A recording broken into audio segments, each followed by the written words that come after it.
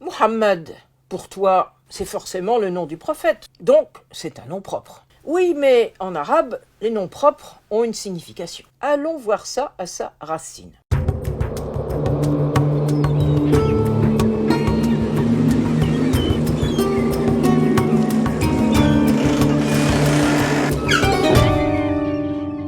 On enlève donc les voyelles, il nous reste M, H, M et D. Il y a donc une consonne en trop, tu l'as deviné, c'est la première.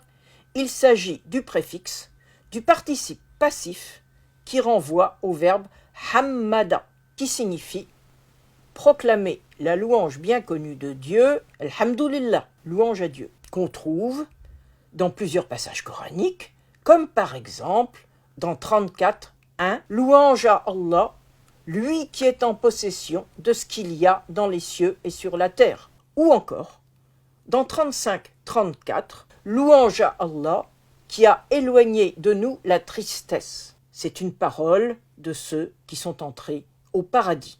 Que signifie donc ce nom appliqué à un humain?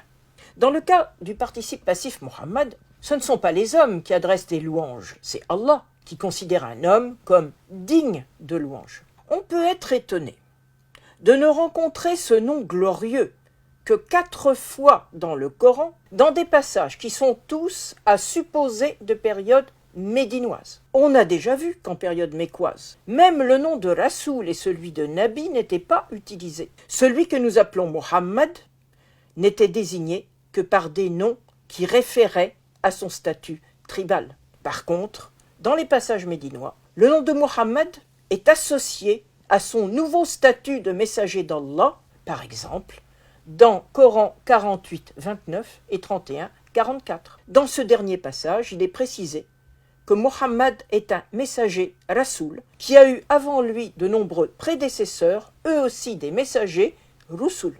On remarque également que Muhammad est désigné une fois par un nom apparenté qui est celui de Ahmad, qui signifie également celui qui reçoit beaucoup de louanges. C'est une forme de superlatif. C'est le fameux passage de Coran 61:6, dans lequel Jésus, fils de Marie, est présenté comme un messager d'Allah qui annonce la venue après lui d'un autre messager, dont le nom est donc Ahmad, le très louangé.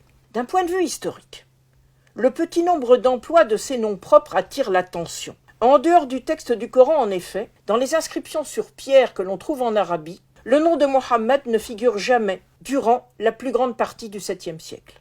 Par contre, il s'affiche dans toute sa gloire à la fin du même siècle, lorsque le calife omeyyade Abd el-Malik fait édifier à Jérusalem la coupole du rocher. Quand on se dirige vers elle, on peut toujours voir aujourd'hui, sur les inscriptions qui entourent la coupole, à 5 reprises la formule suivante: Mohammed, serviteur d'Allah, messager d'Allah. Alors que le nom de Jésus, avec la même formulation, figure une fois simplement à l'intérieur du déambulatoire qui entoure la coupole. Dans ce qui est devenu un empire, on a là l'affirmation visible de partout de la naissance d'une nouvelle religion qui succède à celle de Jésus dans la ville de Jérusalem, qui était alors entièrement chrétienne.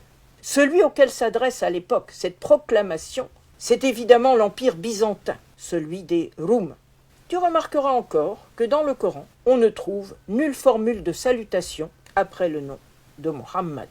À très bientôt.